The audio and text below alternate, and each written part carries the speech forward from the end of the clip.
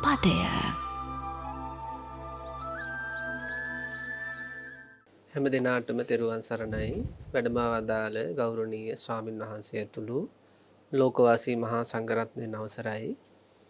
ශ්‍රද්ධාවන්ත කාරුණික ගුණවන්ත පින්නන්ති අද දවසේත් තථාගත සම්මා සම්බුදු පියාණන් වහන්සේ ලෝක සත්‍යයට දේශනා කළ විවිධ ධර්මකාරණා සංක්ෂිප්ත කොට සංග්‍රහ කළ ධම්මපදය පිළිබඳව ධම්මපදයේ වැදගත් වෙනි ගාථාවක් පිළිබඳව සාකච්ඡා කරන්නට අපි සූදානම් වෙන අවස්ථාව. කොරෝනා කියන භයානක ව්‍යසනය මේ ලොව තුල පැතිරෙන මේ වගේ වෙලාවක බුදුරජාණන් වහන්සේ දේශනා කළ විදියටම නත්ති මේ සරණං අඤ්ඤං බුද්ධෝ මේ සරණං වරං නත්ති මේ සරණං අඤ්ඤං ධම්මෝ මේ සරණං වරං නත්ති මේ සරණං අඤ්ඤං සංඝෝ මේ සරණං වරං කියන විදියට තුනුරුවන් සරණ තුනුරුවන් පිහිට තුනුරුවන් ආරක්ෂාව හැර මේ සංසාරික ව්‍යසන වලින් ගැලවෙන්න සංසාරික විෂණ වලින් ස්ථිර ලෙස ගැලවෙන්න වෙන මාර්ගයක් නැහැ කියලා ඔබට අපිට හරියට මේක දැනලා තියෙන අවස්ථාවක්. ඇහැට නොපෙනෙන අතින් අල්ලන්න බැරි මේ සංස්කාර ධර්මයක් එහෙම නැත්නම් මේ වෛරසය කියන ස්වභාවය අපේ ජීවිතවලට මෙතරම් බියකරු දේවල් සිදු කරනවා නම් මේ ලෝක ධාතුව තුල තියෙන ඇහැට පේන හාරබහර වස්තු වලින් අපිට මොන වගේ විපත් සිද්ධ වෙනවාද වෙන්න තියෙනවාද කියලා අපිට හිතා ගන්න බෑ. ඇහැට පේන්නේ නැති මේ සංස්කාර ධර්මයේ තුල අපිට මෙච්චර ඒවා ආසාදනය වීම තුල හුස්ම ගැනීමට පවා අපහසුතාව ඇති කරවලා මාරාන්තික දුක් ඇති කරනවා නම් ඇහැට පේන මේ හාරබහර වස්තු වලින් ඉරහඳ ආදී ඉඳලා මේ පෘථිවි ධාතුවේ ඉඳලා ඇහැට පේන මේ හාරබාර වස්තු මුල් කරගෙන අපිට මොන වගේ ව්‍යසන සිද්ධ වේද කියලා හිතා ගන්නවත් බෑ. ඉතින් ඒ නිසා අපිට කරන්න තියෙන්නේ මේ ධර්මය පිහිටක් කරගෙන ධර්මයේ දිවයිනක් කරගෙන මේ සංසාර කතරින් එතර වෙන්න කටයුතු කිරීමම පමණයි. අනිකුත් හැම දෙයක්ම අපි ජීවිතේ පවත්වා ගැනීමට සිදු කරන දේවල් විය යුතුයි.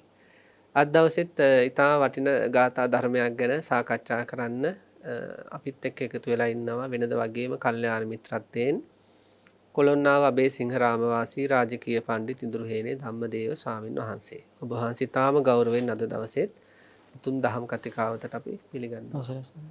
ඉතින් සායනාංශ අපි ගිය දවසේ කලින් දවසේ කතා කළේ ධම්මපදයේ තුන්වෙනි වර්ගයේ කියන්නේ චිත්ත වර්ගයේ පළවෙනි ගාථාව පිළිබඳව.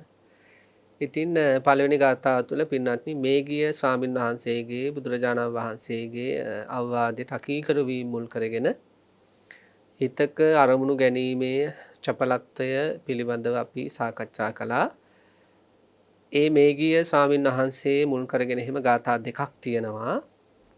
අපි අද දවසේ සාකච්ඡා කරන්නේ ඒ මේගිය ස්වාමීන් වහන්සේගේ සිද්ධියට අදාළ ගාථා දෙකෙන් පසුව තියෙන චිත්ත වර්ගයේ තුන්වෙනි ගාථාව. ඒ ගාථාවෙත් අපේ හිත මුල් කරගත්ත ගාථාවක්මයි චිත්ත වර්ගය නිසා ස්වාමීන් වහන්සේ අපි ඒ ගාථාව මොකක්ද කියලා සිහිපත් කරගෙන අපි ඊට පස්සේ ඒක අර්ථ විවරණ ජීවිතයට එකතු කරගන්න ආකාරය පිළිබඳව සිද්ධ කරන්න බලාපොරොත්තු වෙන්නේ. අවසරයි. අති ගෞරවනීය පූජනීය වන්දනීය විනයාචාර්ය පුහුල්වැල්ලේ සාරද ගෞරවනීය ස්වාමින් වහන්සේගෙන් අවසරයි. ශ්‍රද්ධාවන්ත පින්වත්නි, අපිට අද යෙදී තියෙන ගාථාව අපි සිහිපත් කරගත්තොත් දුර්නිග්ගහස්ස ලහුනෝ යත්ත කාමනේ පාතිනෝ චිත්තස්ස දමතෝ සාධු චිත්තං දන්තං සුඛාවහං. බුදුරජාණන් වහන්සේ මේ ගාථාවෙන් අපට පෙන්වලා දීලා තියෙන්නේ අපේ හිතේම ඇති ස්වභාවය පිළිබඳවයි. ඒ කියන්නේ මේ හිත කියන්නේ අපිට මේ අල්ලගන්න පුළුවන් කමක් නැහැ. අතන තියෙනවා මෙතන තියෙනවා කියලා කියන්න පුළුවන් කමක් නැහැ. මේ හිත එහෙම තැනක ඉන්නවා නම් අපිට මේ වැරද්ද කරනවා අර වැරද්ද කරනවා කියලා දඬුවමක් කරන්න පුළුවන්කම තියෙනවා. නමුත් මේ හිතට දඬුවම් කරන්න පුළුවන් කමක් නැහැ. හිත නිසා දඬුවම් විඳින්නේ අපි. එතකොට මේ හිතේ ස්වභාවයේ දඬුවම් කරන්න බැරි, ඒ වගේම යම් කැමැති අරමුණු වල වැටෙන සුළු වුණ, ඒ වගේ මේ හිත දමනය කිරීම ඊ타ත්ම යහපත් දෙයක් බව බුදුරජාණන් වහන්සේ දේශනා කරනවා. ඊළඟට ඒ හිත දමනය කරාම ඒ කෙනාගේ ජීවිතයට සුවය ඇති කරනවා. එතකොට මේකෙන් අපි තේරුම් ගන්න ඕන දෙයක් තමයි අපේ ස්වාමින් වහන්සේ මේ හිත එකක් අපිට හිතට දඬුවම් කරන්න බෑ. හිත ගන්න අරමුණු ඔස්සේ අපි යම් දේවල් සිදු කිරීම නිසා සහ හිතේ වසඟයටපත් වීම නිසා අපි දඬුවම් විඳිනවා. ඒක එකක්. අනිත් එක මේ හිත හැම වෙලාවකම නොඑක් අරමුණු වල වැටෙනවා. ඒක ස්වභාවයක්. ඊළඟට මේ හිත කොහොම හරි කරලා යම්කිසි විදියකින් দমনය කරගත්තොත් වද දෙන හිතම අපට ආශිර්වාදයක් බවට පත් කරගෙන සුවයක් ඇති කරගෙන ජීවිතය ගත කරන්න පුළුවන් කියන අවවාද තමයි මේ ගාථාව තුළින් අපට ඉස්මතු වෙන්නේ. ඉතින් මේ කරුණු පිළිබඳව අද අපි සාකච්ඡාවේදී සාකච්ඡා කරමු. එහෙමයි සයන්නාංශ මේ මෙතන විශේෂයෙන්ම සිහිපත් වුණා දැන් හිත කරගන්න දේවල් නිසා අපිට දඬුවම් විඳින්න වෙලා තියෙනවා. දැන් සමාජ කතාවක් තියෙනවා දැන් දරුවෝ කරන දේවල් වලට විඳවන්නේ අම්මා තාත්තා කියලා. අම්මා තාත්තා එහෙමයි. ඒ වගේ මේ හිත අයාලේ ගිහිල්ලා විවිධ අරමුණු ඔස්සේ ගිහිල්ලා ජීවිත වල්මත් කරාට පස්සේ දඬුවම් ලබන්න වෙන්නේ අපිට නිന്ദා අපහාස ආදී වශයෙන්. එතකොට සායනාස මෙතන විශේෂයෙන්ම සඳහන් වෙනවා මේ දමනය කරගත්ත සිත සැප එළවනවා කියලා. ඒ කියන්නේ දැන් එතනේ සැපේ කියලා කියන්නේ සායනාස කාමයන් තුලින් හෝ ක්ලේශයන් තුලින් උපදින සැපේ නෙමෙයි. එහෙමයි. ඒ කියන්නේ පිනාති සාමිස සැපේ කියන්නේ වස්තුකාමාදිය තුලින් උපදින සතුට. මෙතන මේ විග්‍රහ කරන්නේ වස්තුකාමයන්ගෙන් ක්ලේශකාමයන්ගෙන් තොර වූ සැපයක් වුණ නිරාමිස සැපය. කියන්නේ කෙලෙස් මිශ්‍ර සැපයක් නෙවෙයි කෙලෙස් වලින් තොර වීම තුල ඇතිවන සැපේ. දැන් සායනාංශ මේ ධානයක් කියලා එකක් ගත්තොත් ඒ ධානය තුල සැපේ තියෙනවා. හැබැයි ඒ කුසල අරමුණක් එක්ක උපදින සැපයක්. දැන් අර කිමත්ති සූත්‍රයේ තියෙනවා සායනාංශ දැන් අර කෙනෙක් ඉන්ද්‍රිය සංවර සීලයේ පිහිටනකොට පාතිමොක්ඛ සංවර සීලයේ පිහිටනකොට ආජීව පාරිශුද්ධ සීලයේ පිහිටනකොට ඊළඟට ප්‍රත්‍යසන්නිස්සිත සීලවල පිහිටවනකොටත් එයාගේ හිතේ සැපයක් උපදිනවා කියන්නේ. එහෙමයි. ඒ කියන්නේ අපිට හොඳ මාර්ග දෙකක් මෙතන පෙන්නනවා. එකක් තමයි දුක් විපාක ලැබෙන තැවිලි දැවිලි සහගත කෙලෙස් මිශ්‍රිත සැපයක් සහ බුදුරජාණන් වහන්සේ මේ හිත දමනය කර ගැනීම කියන කුසල් ධර්ම මානසිකාර ඉස්සරහට පවත්වාගෙන යාම තුලත් තවත් සැපයක් තියෙනවා. එතකොට අපි හැමතිස්සෙම මේ නිවැරදි සැපේ අත්දකින්නම උත්සාහ කරන්න ඕන. එහෙමයි. එතකොට අන්න ඒ වගේ මේ වැරදි අපි හැමතිස්සෙම බලන්න ඕන. අද අපි ඒක සාන්නස ගොඩක් වටින කාරණාවක් කියන්නේ දැන් සාමාන්‍ය ජීවිතය ගත කරද්දී අපිට සතුට ඇති වෙන අවස්ථා තියෙනවානේ. එහෙමයි. අපිට සතුට කියන අපි දන්න දුක ඇති වෙනකොට අපිට දුක දැනෙනවා. තරහ ඇති වෙනකොට අපිට තරහ දැනෙනවා. ඒක දැනෙනවා අපිට. ඒ වගේ හිතේ සතුටක් තියෙනකොටත් අපිට ඒක දැනෙනවා හිතට. එහෙමයි. එතකොටයි බලන්න ඕන මේ බුදුරජාණන් වහන්සේ පෙන්නපු සතුටක්ද මං අත්දකින්නේ. ඒක තමයි වැදගත්ම වෙන්නේ. එහෙම මේ මම අත්දකින්නේ මේ දැන් විනාඩි ගාණක් මෙහෙම පැය ගාණක් හරි මගේ හිතේ සතුටක් තියෙනවා. මේක මේ සතර සංවර සීලාදී තුල ධානාදී තුල විදර්ශනා සමාධි තුල ඉපදුණු සැපයක්ද නැත්නම් මේ ස්ත්‍රී රූපයක් දැකලා තියෙන සතුටක්ද? පුරුෂ රූපයක් දැකලා තියෙන සතුටක්ද? ටෙලිනාට්‍යයක් බැලීම තුල සිනමාවක් බැලීම තුල විනෝද ගමනක් යාම තුල ඒ වගේ මොන හරි රසමුසුළු ආහාරයක් ගැනීම තුල එහෙම නැත්නම් ගීතයක් ඇසීම තුල එහෙම ඇතින සැපයක්ද මේ ඇති වෙන්නේ? එහෙමයි. එහෙනම් අපි හැමතිස්සෙම අවධානයෙන් ඉන්න ඕන මම විඳින සැප දුක් විපාක නොලබා දෙන සැපද නැත්තම් ඒ කියන්නේ කෙලෙස් මිශ්‍රිත සැපද නැත්තම් මේ ගාථා තුල අඩංගු වෙලා තියෙන නිර්ආමිෂ සැපද? එහෙමයි. එහෙම දෛනික ජීවිතේ අපිට හිත දිහාට එබිලා බලලා පොඩ්ඩක් සතුටක් උපදිද්දී ඒ දෙපැත්ත බලන්න පුළුවන් නම්. එහෙමයි. දැන් ඉන්දියාසන දැන් දැන් ඔය ඒ සැප දෙකේ අතර වෙනස අහසයි පොළොවයි වගේනේ. එහෙමයි සයන්ස්. දැන් අර යම් කිසි විදිහකින් අපට සන්නස දේශනා කරා වගේ ඒ බාහිර දෙයක් හින්දා නම් අපේ හිත සතුටු වෙන දැන් බොහෝ දෙනෙක් කියන්නේ ඉතින් ඔය ඉතින් දැන් හිත සතුටු වෙනවනේ. ඕවා විඳීම තුළින්, ඇසීම තුළින්, ස්පර්ශ ලැබීම තුළින් සතුටක් තියෙනවනේ. ඉතින් නැත්තේ නෑනේ. එහෙමයි. ඒකට බුදුරජාණන් වහන්සේ ලස්සන වචනයක් කිව්වේ ආස්වාදය කියලා. එහෙමයි. දැන් ලෝකේ බොහෝ දෙනෙක් හිත සතුටු කරන්න කියලා පෙළඹෙන්නේ ඔන්න ඔය ආස්වාදයට. එහෙමයි. ඒක තමයි සතුට, ඒක තමයි සැනසීම කියලා බොහෝ දෙනෙක් හිතන්නේ. එතකොට වැඩේ තියෙන්නේ ඒ ලබන සතුට හින්දා ඒ ආස්වාදයත් හිතේම හේතුඵල ධමයක් නිසා නංස. හිතින්ම ඇති කරගන්න දෙයක් නේ. එතකොට බලාගෙන ගියාම අපිට මේ සතුටක් කියලා හිත ලබා දීලා තියෙන්නේ ලොකු කරදරයක අපිව දැමීමක්. එහෙමයි. අන්තිමේදී වෙන්නේ ඔය සැපේ හින්දා අපි ගොඩාක්ම දුක් විඳිනවා. ආස්වාදයේ තියෙනවා නම් එතන අනිවාර්යයෙන්ම ආදීනවය 100ට 100,000 ගුණයකින් වැඩි වෙලා තමයි එන්නේ. එහෙම වුණාම වැඩේ වැරදුනහම දැන් මෙතන කියනෝනේ දඬුවම් කරන්න බෑ කියලා හිතට. එහෙමයි. අන්තිමේදී ඒක මට මෙන්න මේක හින්දා තමයි මම මේ දුක් විඳේ කියලා හිතනකොට නමුත් දඬුවම් කරන්න කෙනෙක් නැති වෙනවා. දැන් බාහිර කෙනෙක් නිසා නම් අපි දඬුවම් විඳින්නේ ඔන කොස්සක් අරන් ඉඳලා කරන් ගහන්න පුළුවන්. ගන්න පුළුවන්. දැන් මේ හිත තලන්නද පොඩි කරන්නද චප්ප කරන්නද මේකට වේවැලකින් ගහන්නද මුකුත් බෑනේ.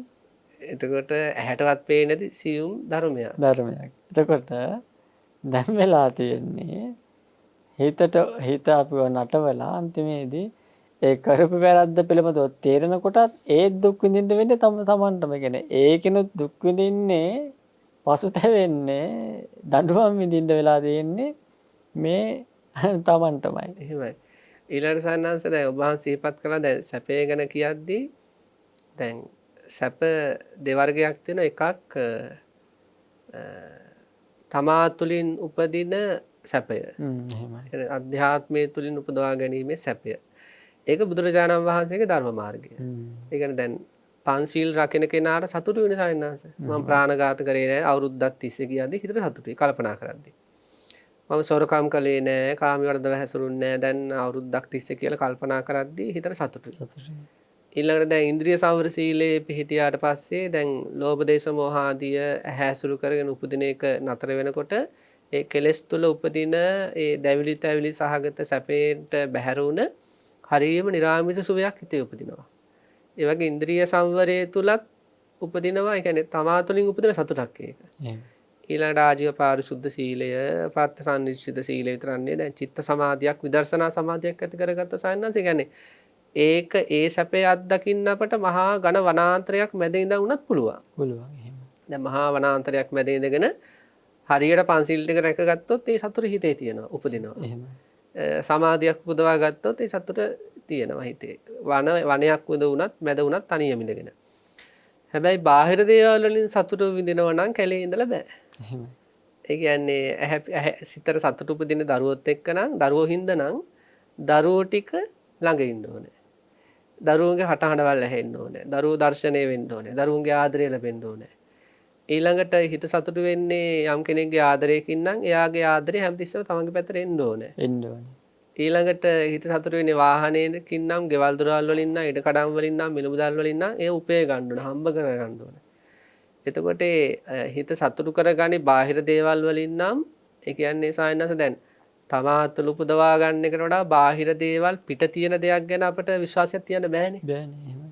ඒ කියන්නේ ඒක මොන අතකට හැඩ ගැහෙයිද මොන දෙයක් වෙයිද සහ ඒවා කැඩිලා බිඳලා යයිද වෙන පැත්තකට බර වෙයිද. ඒ කියන්නේ බාහිර දෙයක් තුලින් සතුටු වෙන්නට උත්සාහ කිරීම හරිම භයානකයි. ඒ කියන්නේ බාහිර කෙනෙක්ගේ ආදරයකින් සතුට වෙනවා කියලා හිතව පින්නත් නමුත් එයාගේ ඒ ආදරේ වෙන කෙනෙක්ගේ පැත්තට වැටුණොත් තමන්ට ලැබෙන්නේ එතකොට දුක. එතකොට දැන් බාහිර ලෝකයක් තුලින් සතුට වීම අවදානම්. එහෙමයි. දැන් මේ කොරෝනා ව්‍යසනය ගත්තම සායනාංශ එහෙම දරුවෝන් නිසා සතුටුන දෙමව්පියන්ට අද ඒ දරුවෝ නැති වුණා. එහෙමයි. ආසාදනය වෙලා. එතකොට මොනතරම් දුකක්ද? සමහර අයගේ ස්වාමියා නැති වුණා. භාර්යාව තුලින් සතුටු නැයට භාර්යාව නැති වුණා. ඒ වගේ දැන් සුනාමි ව්‍යසනයක් ආවට පස්සේ බාහිර ගෙවල් දොරවල් හැම සැප සම්පතක්ම අහිමි වුණා. එතකොට පින්නත් හිතනද අද ඔය හිත බාහිර කෙනෙක් මත සතුටු වෙන එකක් නම් හරීම අවදානම් තත්ත්වයක ඉන්නේ. එහෙමයි දැන් ඇත්තටම දැන් ඒ සාන්නහංස එතන අර සැපම දුක්කම සැපක් විදිහට අරගෙන විඳිනවනේ. ඒ වෙන ආස්වාදේ කියන්නේ. ඔක අපිට පුංචි ලෞකිකත්වයේම තියෙන දෙයක් උදාහරණයට අරගෙන අපිට ටිකක් කිව්වොත් පොඩ්ඩක් තේරෙයි කියලා හිතෙනවා දැන්. අඹ ගෙඩියක් ගමුකෝ. සමහර අය අඹ ගෙඩිය කපලා වැඩිපුර ගම්මිරිස් ටිකක් මිරිස් ටිකක් දාලා ලුණු මිරිස් ටිකක් දාලා කනවා. දුකක් විඳ විඳ තමයි කන්නේ. එහෙමයි. ඇයි ඒකට තණ්හාව හින්දා. ඒ කියන්නේ දැවිල්ල කියා තව එකක් දෙන්න වතුර බිබී සීනි කකා තමයි ඒක භුක්ති විඳින්නේ. එතකොට කෑවට පස්සේ එයා කන්න ගමනොත් විඳින්නේ දුකක්නේ. ඒ කියන්නේ දැන් අච්චර සැරවෙවි උඩට ඇද කනවා. ඒ නහයෙන් සොටු දීරත් ගලනවා. සොටු දීරත් ගලනවා. ඒක ඉතින් සැපන්නේ දුකක්නේ. ඒවත් පිහිද අරක තියෙන තණ්හාව හින්දා මෙයා කනවා. කනකොටත් දුකක්. දැන් රැවටීමකින් ඉන්න මේක සපක් කියලා. එහෙමයි. කාලේ වුණාට පස්සේ මොකද වෙන්නේ? බඩේ දැවිල්ල එහෙමයි. හොඳටම ඇති වෙනවා. ඒක හරියට ඔය පංච කාම සම්පත්තියත් ඒ වගේ කනකොට දුක් විඳ කනවා. ඒක සපයි කියලා හිතනවා. කෑවහම ඊට වඩා ලොකු දුකක් ඇති වෙනවා. එහෙමයි. මේ ධ්‍යාන සපේ කියන්නේ මේකත් ලෞකික උදාහරණයක් තමයි සමාන කරන්න බෑ. හරියට මී යඹ ගෙඩියක් කනවා වගේ. එහෙමයි. කනකොට සපයි ඒක කෑවට පස්සෙත් අපහසුාවක් නැහැ. ඇඟට ගුණයි ඒක. ඒ වගේ මේ අධ්‍යාත්මික වශයෙන් අපි ඇති කරගන්න ගුණය තුලින් අපිට සැපේ ඇති කරගන්න පුළුවන් නම් අපේ සානහස මේ හිත ඒකට හුරු කරගත්තොත් මේ හිත එවැනිගේ මට්ටමකට පත් කරගත්තොත් අර පැත්ත ගැන ආයි බලන්නේ නැහැ. දැන් මීයඹ ගෙඩියේ රස දන්න කෙනා අරට වඩා යම්කිසි උසස් තැනකට ඇවිල්ලානේ. ඒ කියන්නේ අර මිරිස් දාගෙන කනවට වඩා මෙතන සැපයක් තියෙනවා. එහෙමයි. අරයා ආයි අරක කන්න යමු වෙන්නේ නැහනේ. එතකොට ඒ වගේ පංචකාම සම්පatti නිසා යම් කිසි කෙනෙක් එහෙම අදහසක් තිබ්බනම් සමාධියකින් සීලයකින් ඇති කරගන්න සැපේ යම් කෙනෙක් පසු හුරු වුණොත් අර කියති ආදීනමය හොඳටම දකිනවා. එහෙමයි සයන්නාංශ දැන් බාහිර දේවල් වලින් දූදරු ආදී විවිධ දේවල් වලින් සතුටු වෙන්න හදන එකේ තියෙන අනිත් කේදනීය තත්ත්වය තමයි සයන්නාංශ දැන් අපිට මේ ඒ දේවල් වෙනුවෙන් ඒ දේවල් වලින් සතුට විඳින්න යද්දී අපිට අපේ මේ يعني ආත්මාභිමානය නැති වෙනවා. ඒ කියන්නේ එහෙමයි. ඒ කියන්නේ මේ දැන් අපි හිතමු දැන් යම් කිසි දෙමව්පියන දරුවන්ගේ ආදරේ තුලින් සතුට වෙන. එතකොට මොකද වෙන්නේ? ඒ දරුවන්ගේ ආදරේ නොලැබෙනකොට මෙතෙන්ට දුක උපදිනවා. එහෙමයි. එතකොට මෙයාලට ඕන දැන් ඒක අමාරුයිනේ. ඒක අමාරු වෙනකොට දැන් අර දරුවන්ගේ හිතවල ආදරේ ඇති වෙලා මේ පැත්තේ සතුට හදා ගන්න ඕන කමට දරුවන්ට ඉල්ලීම් කරනවා. එහෙම අඬනවා. "ඇයි පුතේ ඔහොම කරන්නේ? ඇයි දුවේ ඔහොම කරන්නේ? අම්මගේ හිත රිදෙනවා කියලා හිතන්න බැරි ඇයි?" යදිනවා. එතකොට දැන් භාර්යාවගේ හරි සාමියාගේ හරි ආදරය තුලින් සතුට වෙන කෙනෙක් ඉන්නවා නම් එයාටත් එහෙම ඒ ආදරය වෙනස් වෙනකොට ඒ ආදරය අඩු වෙනකොට මෙයාට ඒ වෙනුවෙන් ලොකු මේ ඒ ආදරේ නැවත හදාගන්න ඉල්ලීම් කරන්න වෙනවා යදින්න වෙනවා අර කිව්වා වගේ කොන්දේසි වැඩිපුර තමන්ගේ පැත්තටම දාගන්නවා. එහෙමයි. මම මෙහෙම ඉන්නම් අර එහෙම ඉන්නම් කියලා. එහෙමයි සයන්නාංශ. එහෙමත් ඔයාගෙන ඕන විදිහකට මං ඉන්නම් ඕනනම් මැරෙන්නම්. ඒ වගේ අපි හරිම හීන දීන මට්ටමකට වැටෙනවා. ඒ ඇත්ත අපි පිළිගන්න ඕන. සමහර අය ඔයක පිළිගන්න කැමති නැහැ. කැමති නෑ. සමහර අයට හිතෙන්නේ මේ අය කතා කියද්දි මේ කියන්නේ බනකුත් නෙවෙයි කියලා හිතෙන්නේ. එහෙම. يعني පැහැදිලිව මේක يعني යමෙක් හරියට බාහිර ආදරයක් තුලින් අත්දකින සතුටේ හීන දීන බව දකින්නේ ප්‍රඥාව නිසා. එහෙම සනස. ඒ විදර්ශනා නුවණින්මයි ඒව දැකලා ඒ බාහිර දේවල් වලින් සතුට වෙන මානසිකත්වයෙන් බැහැර වෙලා අධ්‍යාත්මික සතුටක් උපදවා ගන්න පෙළඹෙන්නේ. එහෙම. ඒ නිසා මේ ඇත්තටම එහෙම කෙනෙකුට එහෙම අවබෝධයක් ආවොත් මේ බාහිර දේවල් වලින් සතුට හොයාගෙන යෑම තුල මම හීන වෙන්න ඕන, දීන වෙන්න ඕන. වෙලාවකට 16ක් වගේ කටයුතු කරන්න ඕන. බැනුම් අහගෙන ඉන්න වෙනවා. එහෙම හරීම මේ ඛේදනීය තත්ත්වයක් විතර තියෙන්නේ. රජ කෙනෙක් වුණත් ස්වාමින් වහන්සේ යදින මට්ටමට පත් වෙනවයි කාමයේ රාගය ආදී මේ අවස්ථාවන් වලදී. එහෙමයි රජ කෙනෙක් වුණත් ඊටාම් පහත් තත්ත්වයට පත් වෙනවා. එවැනි බාහිර කෙනෙක්ගෙන් බාහිර ආදරයකින් බාහිර සැපයක් තුලින් හරි සන්තෝෂයක් අත්දකින්නට යෑම තුල. එහෙමයි. එතකොට හැබැයි කෙනෙකුට අභිමාණයෙන් ඉන්න පුළුවන් තමන්ගේ සතර සංවර සීලාදී තුලින් විදර්ශනා සමාධියත් තුලින් ඊළඟට චිත්ත සමාධියත් තුලින් එහෙම සනස. සැපය ඇති කරගත්තට පස්සේ එයාට ඒ කියන්නේ එයාගේ හිත සතුටු වෙන ධර්මතාවය විතර හැදලි ඉවරයි. එහෙම. එතකොට එයාට දැන් බාහිර කෙනෙක්ගේ සතුටක් ඕනේ නැහැ. ඒ කියන්නේ බාහිර කෙනෙක්ගේ සතුට වෙන්න ඕනේ නැත්තේ දැන් මෙතන සතුට හැදෙන නිසා. මෙතන සතුට නැති වෙනකොටනේ කොහෙන් හරි ඇදලා දාන්න ඕනේ එතෙන්ට. එහෙමයි. එහෙමයි. දැන් එහෙම සතුට හොයන්න දෙයක් නැහැ. මෙතන සතුට හැදෙනවා. එතකොට එයා අනිත් අයට යුතුයකම් වශයෙන් මේ අවශ්‍ය දේවල් කරගෙන යනවා. එයාලට අවශ්‍ය දයාව කරුණාව අවශ්‍යතාවය වලදී ලබා දෙනවා මිසක් එයා අර වගේ අර බාහිර දේවල් වලින් සතුටු වෙන අය වැටෙන පහත් මානසිකත්වයන්ට දැන් සයන්නාස මේව හොඳට තේරෙනවා බස් එකේම යද්දි අහනව නෙවෙයි ඇහෙනවා. එහෙමයි. සමහර අපේ කියන්නේ දැන් ඕනම සමාජයක කැඩපතක් තමයි සයන්නාංශ ගීතය කියන්නේ. එහෙමයි. ඒ කියන්නේ ඕනෑම සමාජයක දැන් අපේ රටේ ස්වාමීන් වහන්සේ වැඩිපුර ඉන්නේ බෞද්ධ අය නම්. බෞද්ධ කියන්නේ මේ තෙරුවන් සරණ ගිහිල්ලා පන්සිල් රකින්න බණ භාවනා කරන අය නම් බස් රථයකට නැග්ගාම වැඩිපුර ඇහෙන්නේ බෞද්ධ ගීත. එහෙමයි. නමුත් බස් රථයකට නැග්ගට පස්සේ වැඩිපුර ඇහෙන්නේ ඔය පංචකාම වස්තු ආදී ගැන ගීත නම් ඒ කියන්නේ සමාජයේ වැඩිපුරම ඉන්නේ පංචකාම වස්තු තුලින් සතුටු වෙන අය. එහෙමයි. එතකොට අන්න එහෙම සතුටු වෙන්න ගිහිල්ලා අමාරුවේ වැටිලා එහෙමයි.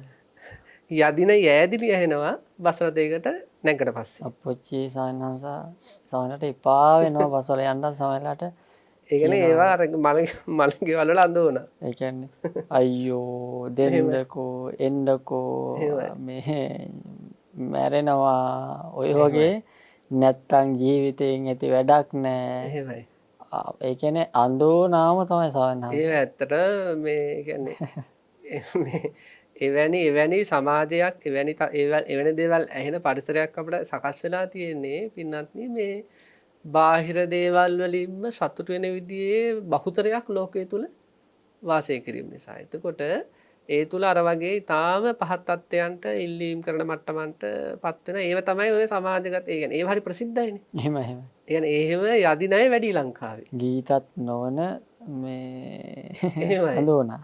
ඒ කියන්නේ ඒවා ප්‍රචාරය වෙන වැඩි කියන්නේ එවැනි යැදීම් කරන අය වැඩි කියලා. යැදීම් කරන්නේ වැඩි. එතකොට අර ඇත්තටම අර මේ තමා තුළින් සතර සංවර සීලාදිය තුළින් සමාධිය තුළින් විදර්ශනා තුළින් සතුට උපදවා ගත්ත අය රටේ බහුතරයක් ඉන්නෝ නම් ඒ එවැනි සංකල්ප සහිත ගීත සමාජගත වෙන්නේ. එහෙමයි.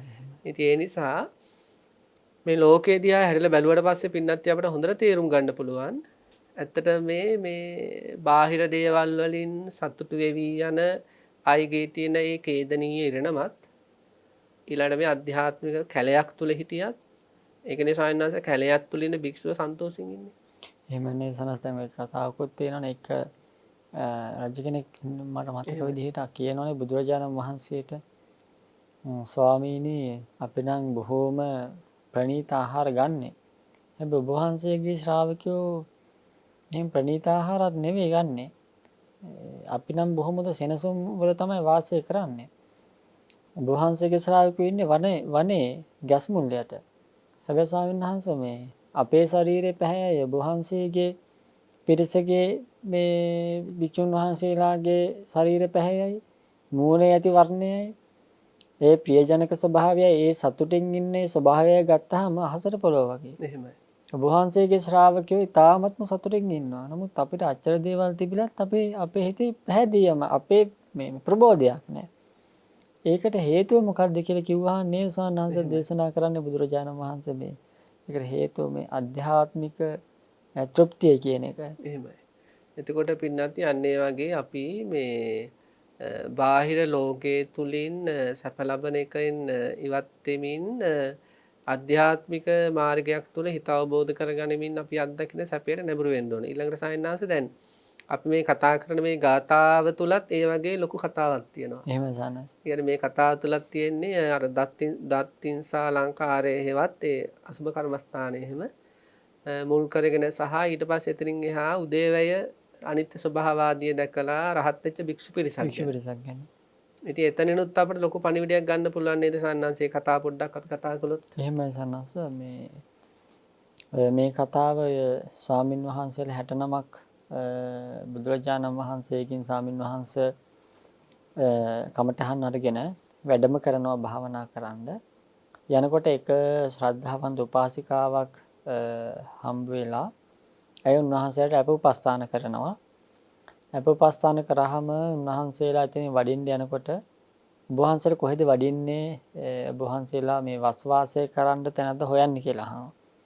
ඒ වෙලාවේ ඔව් අපි එහෙම තැනක් තමයි හොයන්නේ කිව්වහම එහෙනම් මේ වස්තුම් මාසය තුල ඔබ වහන්සේලා මගේ මේ ආවාසයන් වල වාසය කරන්න ඔබ වහන්සේට මම සියලු පහසුකම් සපයන්නම් කියලා එතුමිය ආරාධනා කරනවා. බොහොම ශ්‍රද්ධාවන්ත උපාසිකාවක්. උන්වහන්සේලක පිළි අරගෙන උන්වහන්සේලා එතුමිය ගියාට පස්සේ සාකච්ඡාවක් ඇති කරගන්නවා. අපි මහාන වුණේ කෙලෙස් ධර්මයන් දුරු කරන්න. එතුමිය අපිට බොහෝමත්ම ශ්‍රද්ධාවෙන් සලකනවා. ඒ නිසා අපි දත්තිංසාකාර සජ්ජායන භාවනාව කරමින් සජ්ජායනාවන් සිද්ධ කරමින් දෙන්නෙක් එකතන වාසය කරන්නේ නැතුව තනි තනිව අපි බණ භාවනා ආදී කරමු කියලා උන්වහන්සේලා කතිකා කරගෙන උන්වහන්සේලා භාවනා ආදී කරනවා.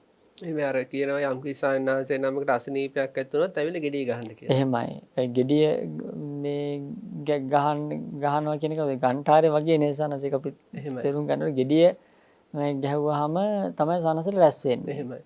ඒක සංඥාවක්. එතකොට උන්වහන්සේලා පිණ්ඩපාතයට එනකොට වඩිනකොට උන්වහන්සේලා දෙනමක් එක තැනකින් වඩින්නේ නැහැ. අරූපාසිකාවට පහුවෙන්ද ඒක ප්‍රශ්නයක්. ඊපස්සේ අහනවා ඇයි ඔබ වහන්සේලා මේ මොකක් කර අසමගියක්වත් ඇති වුණාද? එහෙම අහනවා. නැහැ උපාසිකාව අපේ අසමගියක් නැහැ. අපි මෙන්න මෙහෙම කතිකාවිතක් කරගෙන මේ ද්වත්තිංසාකාරමේ භාවනාව අපි පුරුදු පුහුණු කරනවා. ඊට පස්සේ එතුමිය අහනවා ස්වාමීනි ඒක මේ ගිහියන් වන අපට ගැලපෙන එකක් නෙවෙයිද? නෑ ඒක ඔක්කොටම ගැලපෙනවා. ගිහියෝ පැවිදියෝ ඕනෙම කෙනෙකුට මේ භාවනාව වැඩිම සුදුසුයි. එහෙනම් ස්වාමීනි මටත් උගන්වන්න කියනවා. ඒ කියන්නේ අපිට හොඳ පණිවිඩයක් පින්නත් දැන් සමාජයේ සමහර අය කියනවා අසුභ භාවනාව ගිහි ජීවිතයට අදාළ නැහැ කියලා. එහෙමයි අනිත් එක මේ තියෙන සානස මේ කියනවා මේ අනිත්‍ය ගැන දුක ගැන අනාත්ම ගැන ඕ මේ ගිහි අයට ඕව ගැලපෙන ඒවා නෙවෙයි. මේ එහෙමත් සමහර අය කියනවා. නමුත් දැන් මේ මාතිකා ගමේ ඉන්න මේ මාතිකා මාතාව එතුමිය මොකද කරන්නේ මේ ඒ දත්තිංසා අලංකාර භාවනාව ඉගෙනගෙන හදාරලා ගෙදර ගිහලා පුරුදු කරනවා. අන්තිමේදී පුරුදු පුහුණු කරනකොට අර ස්වාමීන් වහන්සේලාට කලින් එතුමිය ධර්මාභෝධය ලබනවා. අනාගාමී වෙනවා. එතුමියට ඒත් එක්කම ස්වාමීන් වහන්සේ ලැබෙනවා මේ පංච අභිඥාෂ සමාපatti. අර ස්වාමීන් වහන්සේලාගේ හිත බලන්න පුළුවන් මේ ඒ ආර්යයන් වහන්සේට. උන්වහන්සේලාගේ රහත්භාවය නොලබන්න උන්වහන්සේලා මාර්ගඵල අවබෝධය නොලබන්න හේතු දකිනවා. ඒ කියන්නේ මාතික මාතාව. ඒ කියන්නේ අඩුපාඩු ආදිය දකින්න මොනවද උන්වහන්සේලාට සිව්පසෙන් අඩුපාඩු. සමහරවල් සානංශ දැන් සමහර අවස්ථාවන් වල අපිට අපේ ජීවිතවල අපි දන්නේ මොන අපේ කෙලෙස් ධර්මයන් වර්ධනය වෙලාද අඩු වැඩි නැතික අපි දන්නේ. අපේ හිතට යම්කි ශක්තියක් වෙන විදිහට අපේ පරිසරය සකස් වුණොත් මේ ධර්ම මාර්ගයට ඒ කෙනාට බොහොමත්ම හොඳින් මේ ධර්ම මාර්ගය පුරුදු පුහුණු කරන්න පුළුවන්. එහෙම සන්නස දැන් ඔය තියෙනවා මේ පස්සද්ධි සම්බොජ්ජංගේ. එහෙමයි. පස්සද්ධි සම්බොජ්ජංගේ උපදින්නට හේතුන කාරණාවල එක කාරණයක් තමයි මේ ප්‍රනීත භෝජන. එහෙමයි. ඒ කියන්නේ ප්‍රනීත භෝජන ගත්තට පස්සේ ඒ ප්‍රත්‍යවේක්ෂාවෙන් මේ ප්‍රනීත භෝජනයක් ගත්තට පස්සේ ඒ තුළ දැන් සායනස් අපි දන්නේ උෂ්ණාධික ආහාර ගත්තම තෙල් අධික ආහාර එහෙම එක එක අර විෂම ආහාර ගත්තට පස්සේ ශරීරයේ අපහසුතාවය ඇති වෙනවනේ. අන්තිමට ඒවත්තත් වීර්යයක් ගන්න වෙනවා නේ සායනස්. ඒ අපහසුතාව මැද්දේ භාවනා කරගෙන යද්දී පස්සද්ධිය ප්‍රමාද වෙනවා. දැන් මේ පස්සද්ධි සම්බොජ්ජංග විස්තරයේ තියෙනවා යමෙක් ප්‍රනීත භෝජන ගන්නවා නම් ඒ ප්‍රනීත භෝජනත් අර නුවණින් ප්‍රත්‍යක්ෂාවෙන් ගන්නවා නම් අන්න ඒක කාය චිත්ත පස්සද්ධි උපදින්නට හේතුව. හේතුවක් කියන්නේ එහෙමයි. ඒතර මේ මාතාව ඒ අවශ්‍ය හැම පහසුකමම සපයනවා. සපයනවා සානස්. ඉතින් අර උන්වහන්සේලා සියලු දෙනාම රහත් භාවයට පත් වෙලා බුදුරජාණන් වහන්සේ ළඟට ගියාම බුදුරජාණන් වහන්සේ අහනවා කොහොමද ඇවැත්නි මේ හොඳින් බණ භාවනා කටයුතු වුණාද? එහෙමයි ස්වාමීනි. අපි හොඳින් බණ භාවනා කරා අපේ අවබෝධය ඇති කරගත්තා කියලා උන්වහන්සේලා අර මහෝපාසිකාවගේ ඒ සත්කාරයේ පිළිබඳව ප්‍රකාශ විස්තර කරනවා. ඉතින් අපිට මෙතෙන්දී ස්වාමින් වහන්සේ මේ භික්ෂුන් වහන්සේලා සහ ගිහි පාර්ශවයේ අතර ඇති වුණු සම්බන්ධය ගැන අපිට ඉස්සරහට එන කතාවත් එක තවත් පැහැදිලි වෙනවා. දැන් මෙහෙම විස්තර කිව්වට පස්සේ එක හසාන් වහන්සේ නමක් මේක අහන් ඉඳලා ඇත්තටම උන්වහන්සේට ආසාවක් ඇති වෙනවා මේ ආරාමයට ගිහිල්ලා බණ භාවනාදී කරන්න. බණ භාවනාදී කරන්න ආසාව ඇතිලා බුදුරජාණන් වහන්සේගෙන් අවසර අරගෙන උන්වහන්සේ වඩිනවා. වැඩම කළ උන්වහන්සේ හිතනවා මට අසවල් මෙන්න මේ හකුරුමලක් ලැබේවා කියලා හිතනවා. මට තිබුණොත් හොඳයි කියලා. අර මාතික මාතා ආර්යයන් වහන්සේ ඒ වැඩම කරපු ස්වාමීන් වහන්සේගේ හිත දිහා බලන් ඉන්නවා. ගෙදරින් ඉඳන් බලන් ඉන්නේ. බලන් ඉඳලා අනේ මගේ පුත්‍රයාට බලන්න සාන්නාස. මගේ පුත්‍රයාට සකුරු ටිකක් ලැබුණා හොඳයි කියලා හිතෙනවා. මං ඒ නිසා හකුරු ටිකක් යවන්න ඕනේ කියලා අර පුත්‍රයා කියන හැඟීමෙන් මගේ දරුවෙක් කියන හැඟීමෙන් එතුමිය මේ උන්වහන්සේට යවනවා. ඊළඟට උන්වහන්සේට කියනවා සේවකයෙක් එක ගිලම්පසක් සේවකයෙක්ගේ අතේ ගිලම්පසක් ලැබෙනවා නම් හොඳයි කියලා. ඒ පරීක්ෂාවක් සමග තමයි උන්වහන්සේ එහෙම කරන්නේ. ඊට පස්සේ මාතික මාතාව සේවකයාගේ අතේ ගිලම්පස යවනවා. ඊළඟට ස්වාමීන් වහන්සේ ඊතර මේ හාමුදුරුවෝ කල්පනා කරනවා මම තාම පුහුදුන් කෙනෙක් මේ පුහුදුන් හිතට එන කෙලෙස් ධර්මයන් ගැන විශ්වාස කරන්න බෑ. ඒ නිසා බුදුරජාණන් වහන්සේ ගාවට ඉක්මනින්ම යන්න ඕනේ මට නම් මෙතනින් ඉන්න බෑ කියලා ඒ ආරාමයේ අතහැරලා බුදුරජාණන් වහන්සේ ගාවට යනවා. ගියාම ස්වාමීන් වහන්සේ බුදුරජාණන් වහන්සේට කියනවා ස්වාමීනි මට නම් අතරින් ඉන්න බෑ කියනවා. ඇයි කියලා අහනවා ස්වාමීනි එතන ඉන්න ඒ උපාසිකාව මගේ හිත දිහා බලාගෙනම ඉන්නවා මම හිතන හැම දෙයක්ම එතුමිය දකිනවා මට බයක් සහ ලැජ්ජාවක් තියෙනවා මොකද මම පුහුදුන් හින්දා මගේ හිතේ මොනෝගේ කිරිස් ධර්මයක් ඇති වෙයිද දන්නේ නැහැ කියලා.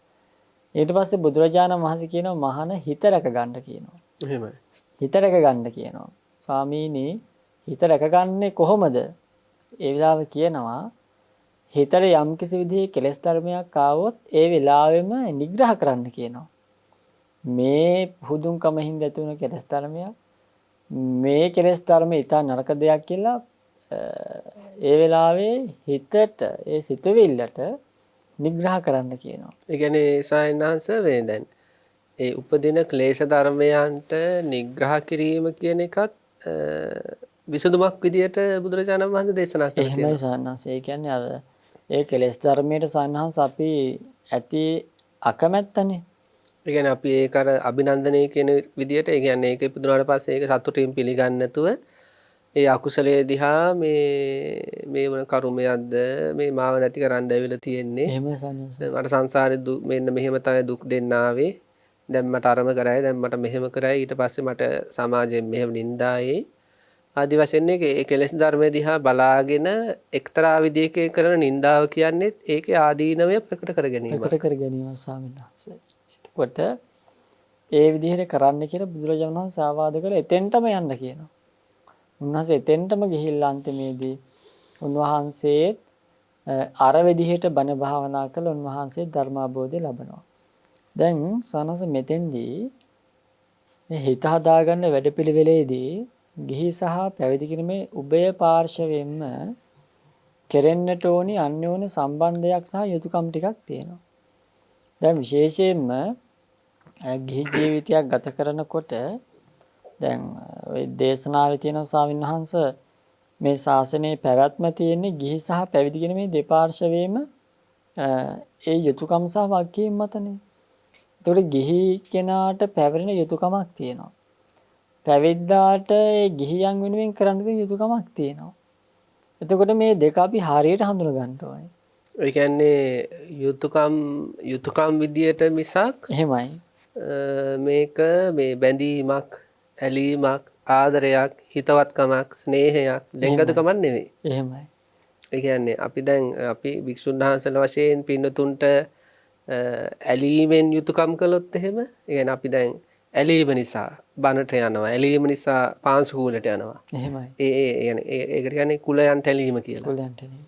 එහෙම ඇලීමක් නිසා අපේ පැත්තෙන් කාට හරි යමක් කරනවා නම් ඒක ශාසනයටම හානියක්. එහෙමයි. එහෙමයි. ඒ වගේම ගිහි පින්නතුනුත් භික්ෂුන් වහන්සේලා කෙරෙහි ඇලීමෙන්, තණ්හාවෙන්, උපාදානයෙන් විවිධ ඒ සත්කාර උපකාරයක ගිලම්පස වෙන්න පුළුවන්, සෙනසුන් වෙන්න පුළුවන්, ඊළඟට චීවරාදිය වෙන්න පුළුවන්, දාන ආදිය වෙන්න පුළුවන්.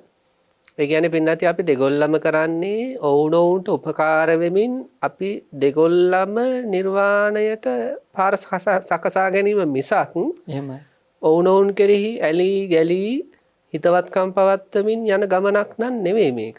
ඒක එහෙමනොත් එක තවත් එක ගනුදෙනුවක් බවට විතරයිපත් වෙන්නේ. එහෙමයි. දැන් මාතික මාතාවත් එවැනි තත්යකටපත් වුණා නම් එහෙමයි. පුත්‍රත්වයෙන් දැක්කා. එහෙමයි. දැන් බුදුරජාණන් වහන්සේ පින්නත් මේ සායනවාස දේශනා කරනවානේ අර මේ ආනන්දයන් වහන්සේගෙන් එක රජ කෙනෙක් ඇවිල්ලා අර භික්ෂුන් වහන්සේලා මේ සමාජයේ කොහොමද බ්‍රහ්මචර්යාව රැකගෙන ඉන්නේ කියලා අහපු ප්‍රශ්නේදී මවක් තමන්ගේ මවගේ වයසේ ස්ත්‍රියක් දැක්කොත් මාතෘ සංඥාව. එහෙමයි. ඊළඟට තමන්ගේ සහෝදරියකගේ වයසේ කෙනෙක් දැක්කොත් ඒ සංඥාව. ඊළඟට දුවෙකුගේ වගේ වයසේ කෙනෙක් දැක්කොත් ඒ සංඥාව. ඒ වගේ මේ මාතෘ සංඥාවෙන් එහෙම ඒ සහෝදරියක් වගේ කෙනේ සංඥාව මිසක් අම්මට වගේ ඇලීමක් නෙවෙයි එතනදී විස්තර කරන්නේ. එහෙමයි ස්වාමීන් වහන්සේ. දැන් මාතික මාතාවත් අර පුත් දරුවෝ වගේ බැලුව භික්ෂුන් වහන්සේලා දිහා.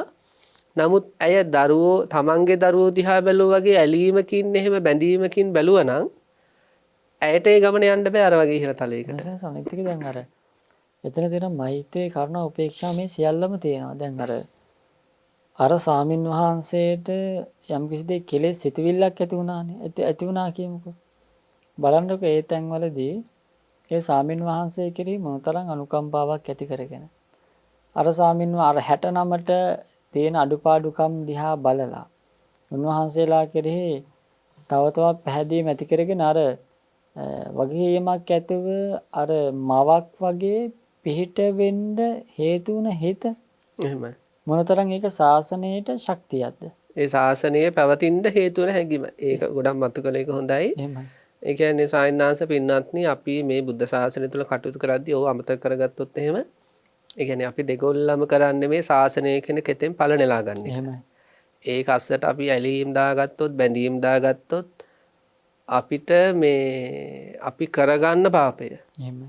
අපි කරගන්න පාපය ශාසනයට හානි කිරීම තුල මෙච්චරයි කියලා කියන්න බෑ. ඒ නිසා පින්වත්නි ගොඩාක් අපි දෙගොල්ලම් පරිස්සම් වෙන්න ඕනේ. මේක අන්‍යෝන්‍ය උපකාරයෙන් ඇලීම් රහිතව අපේ නිවන් මඟ වඩා ගන්නට අපි සිදු කරන ඔවුනොවුන් කෙරෙහි සිදු කර ගන්න යුතුයකම් ටිකක් පමණයි. එහෙමයි. අර එක තැනක තියෙන සාන්නංශ අපේ මහා කාශ්‍යප මහරහතන් වහන්සේ ගැන බුදුරජාණන් වහන්සේ මේ විවරණයක් ඉදිරිපත් කරනවා. එතන දේශනා කරන චන්දූපම සූත්‍රයේදී මේ පින්වත් මහණෙනි මේ මහා කස්සපයන් වහන්සේ කියන්නේ හරියට ගරා වැටුණු ලිඳකට එබෙන පුරුෂයෙක් වගේ. එහෙමයි. දැන් ගරා වැටුණු ලිඳකට අපි එබෙන්නේ හරි පරිස්සම් වෙන්නේ. අන්න එහෙම කුලයන් ඇසුරු කරන භික්ෂුවක් කියනවා. ඊළඟට චන්දූපම කියන්නේ දැන් අහසේ පායන හඳ කිසිම තැනක නතර වෙන්නේ නැතුව කිසිම තැනක ඇලෙන්නේ නැතුව ඒක දිගට ගමන් කරනවා කියනවා. අන්න ඒ වගේ මහා කාශ්‍යපයන් වහන්සේ කිසිම කුලයක් ළඟ නතර වෙන්නේ නැතුව කිසිම කුලයක් ළඟ නතර වෙනවා කියන්නේ සාන සැලෙනවා කියන එකනේ. එහෙම ඇලීමක් නැතුව මහා කාශ්‍යපයන් වහන්සේ මේ අහසේ පායන හඳ වගේ තමන්ගේ ගමන යනවා. එතකොට දැන් ඒක ගිහි පින්නතුන්ට අදාළයි. ගිහි පින්නතුණු ශාසනයට එබෙද්දී ගරා වැටුණු ලිඳකට එබෙන කෙනෙක් වගේ පරිස්සමින් එහෙමයි. ඒ පරිස්සම භික්ෂුන් වහන්සේලා ඇසුරු කරාදී පරිස්සම් වුණ නැත්නම් අපි ගිහි පින්නතුන් අම්මලා වගේ වෙන්න පුළුවන්, දූලා වගේ වෙන්න පුළුවන්, සහෝදරියෝ වගේ වෙන්න පුළුවන්, පියවරු වගේ වෙන්න පුළුවන්, සහෝදරියෝ වගේ වෙන්න පුළුවන්. අපි දෙකොල්ලා මේ පරිස්සම නැතුව වුණොන් කෙරෙහි උදව් උපදව් කරගන්න ගියොත් ඇලීම්, හිතවත්කම් ඒවා එක්ක සමහර භික්ෂුන් වහන්සේලාගේ පැවිද්දක් නැති වෙලා තමයි නතර වෙන්නේ. ඒ වගේ තැනකට යනවා. එහෙම භයානක සිද්ධි අතීතයේ වෙලා තිනවා. දැන් ඒ වර්තමාන ලෝකයේ තුල මේවා හරියට වෙන්න පටන් ගන්න තියෙනවා. ඒ නිසා බොහෝම ගෞරවයෙන් අපි දෙකොල්ලම දැඩි හිත ගැන ලොකු ගවේෂණයක් සහිතව අපේ පින්නතුන් මහා සංඝ රත්නයට සලකද්දී අපි අපේ යුතුයකම් සිදු කරද්දී අපි දෙකොල්ලම පරිස්සම් වෙන්න ඕන. නැත්නම් මේ මාතික මාතාවගේ වැඩේ කරගත්තා වගේ භික්ෂුන් වහන්සේලාගේ වැඩේ කරගත්තා වගේ අපිට අපේ වැඩ කරගන්න බැරි වෙනවා. එහෙමයි. එනේ මාතික මාතාව උන්වහන්සේගේ එතුමියගේ අනාගාමිත ඵලයටම ගියා. ඒ භික්ෂුන් වහන්සේලා සැටනම රහත් වුණා. එහෙමයි. හැබැයි දෙගොල්ලට උදව් උපකාරත් කරගත්තා.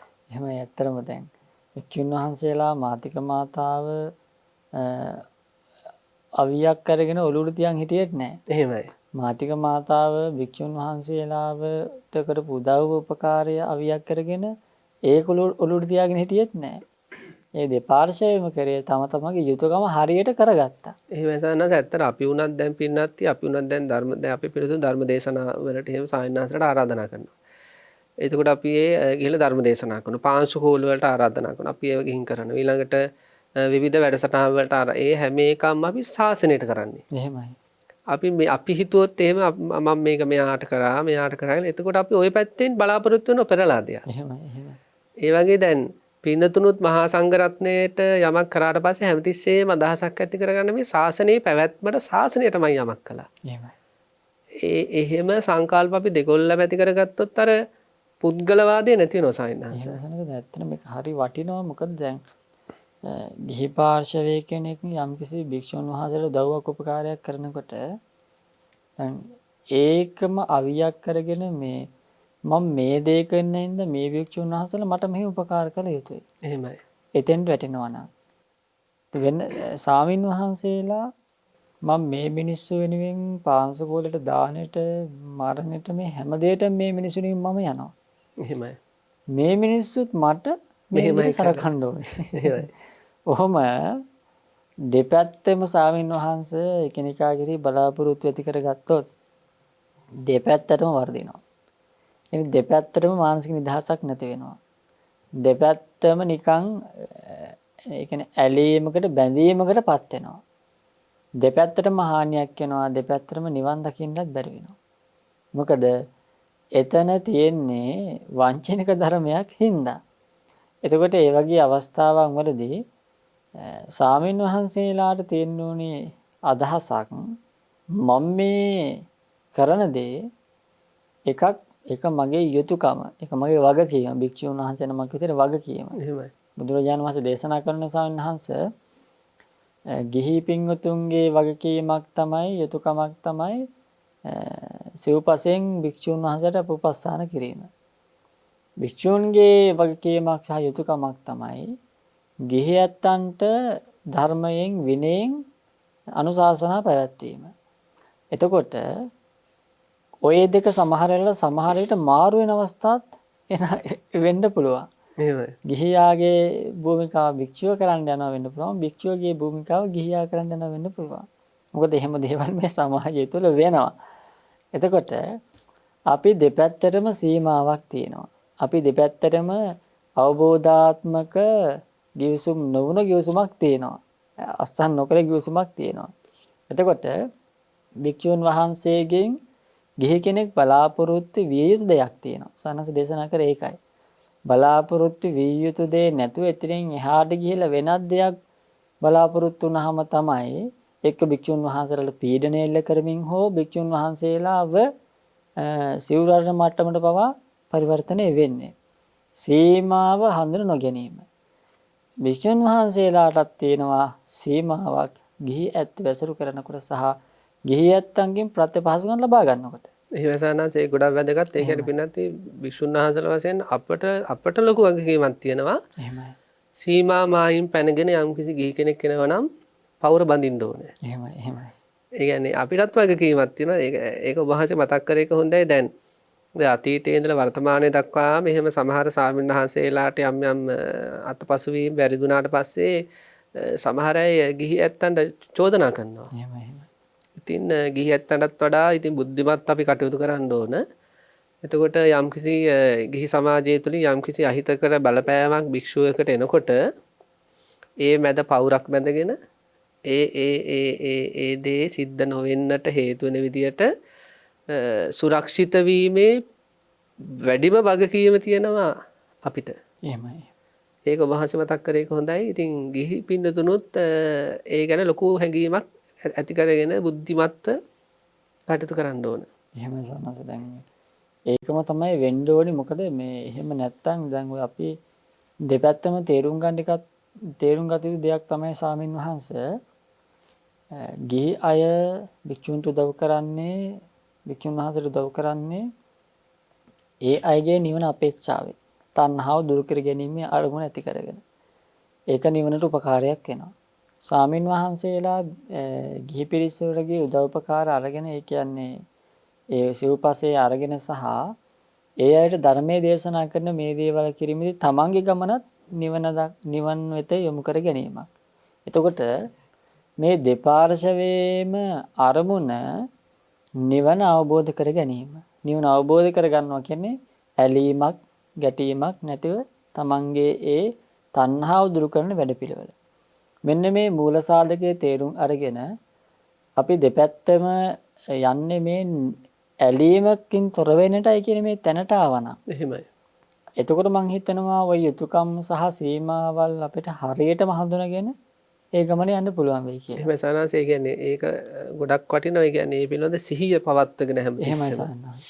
ඒ පිළිබඳ කියන්නේ මේ ශාසනය තුළ ඔබ අපි දෙගොල්ලම ඇලීම් දුරු කරගන්නයි, ගැටීම් දුරු කරගන්නයි, මුලාව දුරු කරගන්නයි තමයි මේ ශාසනය වෙනුවෙන් සියලු දේවල් කරන්නේ කියන සිහිය හැමතිස්සෙම හිතේ රඳවගෙන අපි ජීවත් වෙන්න ඕනේ. එහෙමයි. දැන් සමහර තව එකක් තමයි බුදුරජාණන් වහන්සේ අපි දෙපැත්තම දිහා බලන්න කියපු විදිහ වටිනවනේ. ඒක කියන්නේ ඒක තමයි සීමාව සාන්නහස. දැන් භික්ෂුන් වහන්සේ නමක් දිහා බලනකොට ගින්දර වගේ. එහෙමයි. කියන පොඩ්ඩක් එහෙම වුණොත් Tamanට හානියක් වෙනවා. භික්ෂුන් වහන්සේලාට ගිහි අය දිහා බලන්න කිව්වා සහෝදරියක් වගේ, අම්මා කෙනෙක් වගේ, තාත්තා කෙනෙක් වගේ. එතකොට එන්නේ අනුකම්පා සහගත ඒයත් මේ සසරින් නිදහස් කිරීමේ මේ අදහස්. එහෙමයි. එතකොට මෙන්න මේ බුදුරජාණන් වහන්සේ එකිනෙකා කෙරෙහි අර දකින්න කියපු මේ දැක්මත් අපි හරියට හඳුනා ගන්න ඕනේ. එහෙමයි සානාස. ඉතින් අන්නේ විදිහට පින්නත්නි මේ මාතික මාතාව මුල් කරගෙන මුල් කරගත්ත මේ ගමේ ප්‍රධාන ගමේ හිටපු ප්‍රධාන කෙනෙක්. ඉතින් එතුමියගේ දහම්මග වඩා ගත්තා. එතුමියගෙන් උපස්ථාන ලැබු භික්ෂුන් වහන්සේලාත් උන්වහන්සේලාගේ දහම්මග වඩා ගත්තා. ඉතින් මෙන්න මේ විදියට අපේ ජීවිතත් අපි දෙගොල්ලාගේම නිවන් මඟ වැඩෙන විදියට භාවිතා කිරීම සම්මා සම්බුද්ධ ශාසනය සම්මා සම්බුදුරජාණන් වහන්සේ බලාපොරොත්තු වූ දේ කිරීමක්මයි. හැබැයි පින්නත්නි ඔබ අප දෙගොල්ලගෙන් කවුරු හෝ මේ බුද්ධ ශාසනය තුළ ඇලීම් ගැටීම් මුලාවීම් වැඩි වෙන විදියට මේ ශාසනය භාවිතා කරනවා නම් ඒ බුදුරජාණන් වහන්සේ කිසිසේත්ම බලාපොරොත්තු තත්ත්වයකුත් නොවන බව අපි කවුරුත් හිතේ තියාගෙන මෙවැනි උතුම් බුද්ධ කාලීන සත්‍ය සිදුවීම් අපේ වර්තමානයට ගලපගෙන අපේ ගමන සාර්ථක කරගන්න මේ භයානක ව්‍යසනකාරී සසර ගමනෙන් නිදහස් වෙන්නට අවශ්‍ය කටයුතු සලස්ව ගන්න ඕන. ඉතින් අද දවසේත් අපිත් එක්ක බොහොම වටිනා දහම් කරුණු රාශියක් කතා බහ කළ අපේ කල්යාණ මිත්‍රයන් වහන්සේ රාජකීය පඬිතු ඉඳුරුහේනේ ධම්මදේව ස්වාමීන් වහන්සේ ඔබ වහන්සේගේ සියලුම ශාසනික කටයුතු හැම අතකින්ම සාර්ථක වෙන්න මේ පින් හේතු වේවා කියලා ප්‍රාර්ථනා කරනවා පුණ්‍ය අනුමෝදනා කරනවා. පින්තුන්ටත් විශේෂයෙන් මේ භයානක උදුර පැතිරෙන මේ වගේ කාලයක ඊටාම සෞඛ්‍ය ආරක්ෂිත වෙන ලෙස සිහිපත් කරනවා. ඒ වගේම මේ කිසියම් දුකක් කරදරයක් අතුරු අන්තරාවක් නොවේවා කියලත් අපි මහා සංඝරත්නය වශයෙන් ප්‍රාර්ථනා කරනවා. හැමදිනාටම මේ උතුම් දහම් පද ජීවිතයට එකතු කරගෙන ජීවිතයේ තව තවත් ලෝභ දේශ මොහ දුරු කරගනිමින් තියෙන කුසල් වර්ධනය කරගනිමින් මේ බුද්ධ ශාසනය තුලදීම උතුම් නිවනින් සැනසෙන්න හැකි වෙන්න මේ පින් හේතු වේවා කියලා අපි ප්‍රාර්ථනා කරනවා. හැමදිනාටම තෙරුවන් සරණයි.